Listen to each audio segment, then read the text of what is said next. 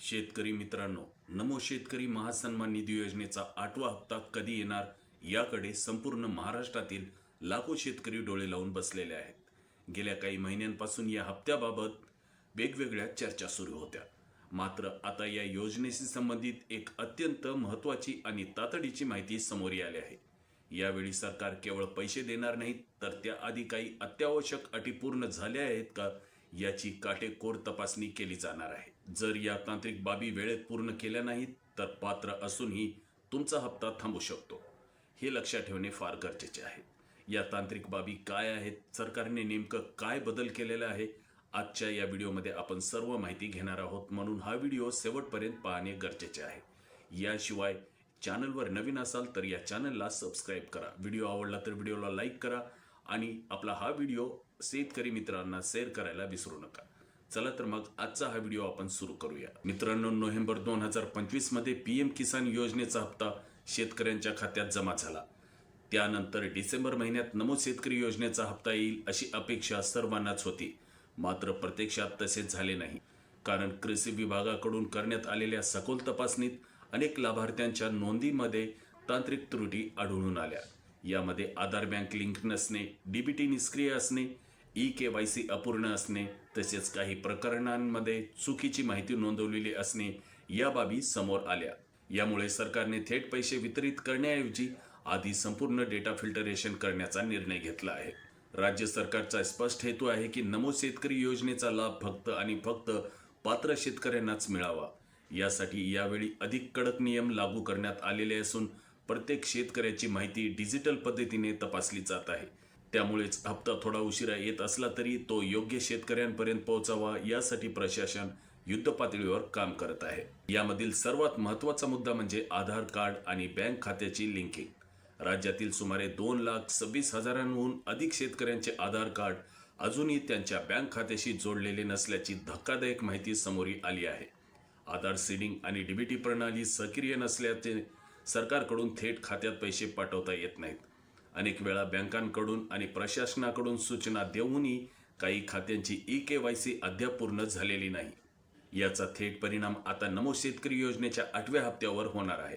त्यामुळे प्रत्येक शेतकऱ्याने आपल्या बँकेत जाऊन आधार लिंकिंग आणि डीबीटी स्थिती तात्काळ तपासणे अत्यंत गरजेचे आहे। यावेळी आणखी एक मोठा बदल म्हणजे फॉर्मर आयडी, अर्थात शेतकरी डिजिटल ओळखपत्र। राज्य सरकारने प्रत्येक शेतकऱ्यांसाठी फॉर्मर आयडी सक्तीचा केलेला आहे।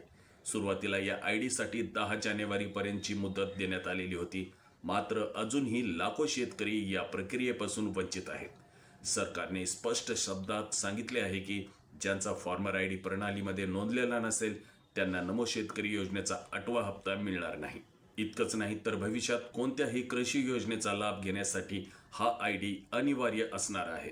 फॉर्मर आयडी ही केवळ एक योजनेसाठीची अट नसून तो आता शेतकऱ्यांची एक अधिकृत डिजिटल ओळख बनली आहे।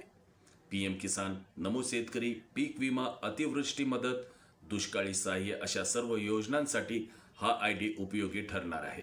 सरकारचा उद्देश बनावट लाभार्थी रोखणे आणि खऱ्या गरजू शेतकऱ्यांपर्यंत मदत पोहोचणे हा आहे। त्यामुळे जर तुम्ही अजून फॉर्मर आयडी काढलेला नसेल तर ऑनलाईन पोर्टलवर किंवा जवळच्या सीएससी केंद्रात जाऊन तात्काळ नोंदणी करणे तुमच्या हिताचे ठरेल। पीक विमा आणि नैसर्गिक आपत्तीच्या मदतीसाठी देखील आता फॉर्मर आयडी महत्त्वाचा ठरणार आहे। खरीप 2025 पासून पीक विमा अर्ज करताना हा आयडी अनिवार्य करण्यात आलेला आहे। अतिवृष्टी, गारपीट किंवा दुष्काळामुळे पिकाचे नुकसान झाल्यास त्याची भरपाई थेट शेतकऱ्यांच्या खात्यात जमा करण्यासाठी डिजिटल डेटा वापरला जाणार आहे। त्यामुळे संकटाच्या काळात आर्थिक आधार मिळावा यासाठी ही प्रक्रिया आधीच पूर्ण करणे फार आवश्यक आहे। याशिवाय भविष्यात पीक कर्ज, ट्रॅक्टर किंवा शेती अवजारावरील अनुदान, ठिबक सिंचन, महाडीबीटीवरील विविध योजना आणि संभाव्य कर्जमाफीसाठीही फॉर्मर आयडी एक महत्त्वाचे कागदपत्र ठरणार आहे। बँकाही कर्ज मंजूर करताना या आयडीची मागणी करणार आहेत, म्हणजेच शेतीशी संबंधित जवळपास प्रत्येक सरकारी कामात आता फॉर्मर आयडी आवश्यक झालेला आहे। नमो शेतकरी योजनेच्या 8व्या हप्त्यासाठी राज्य सरकारने निधीची तरतूद आधीच पूर्ण केली आहे। नुकत्याच पार पडलेल्या हिवाळी अधिवेशनात या योजनेसाठी आवश्यक असलेल्या निधीला मंजुरी देण्यात आली आहे। वित्त विभागाकडून सुमारे 1,780 ते 1,800 कोटी रुपयांचा निधी वितरित करण्याचा शासन निर्णय लवकरच जाहीर होण्याची शक्यता आहे। निधी तयार असल्यामुळे आता केवळ अंतिम तांत्रिक तपासणी पूर्ण होण्याची प्रतीक्षा आहे.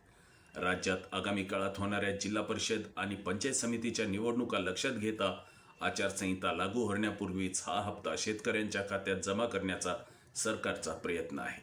उपलब्ध माहितीनुसार फेब्रुवारी 2026च्या पहिल्या पंधरवड्यात नमो शेतकरी योजनेचा 8वा हप्ता शेतकऱ्यांच्या बँक खात्यात जमा होण्याची दाट शक्यता आहे. त्यामुळेच फेब्रुवारीच्या सुरुवातीलाच अनेक शेतकऱ्यांच्या मोबाईलवर रक्कम जमा झाली असा संदेश येऊ शकतो.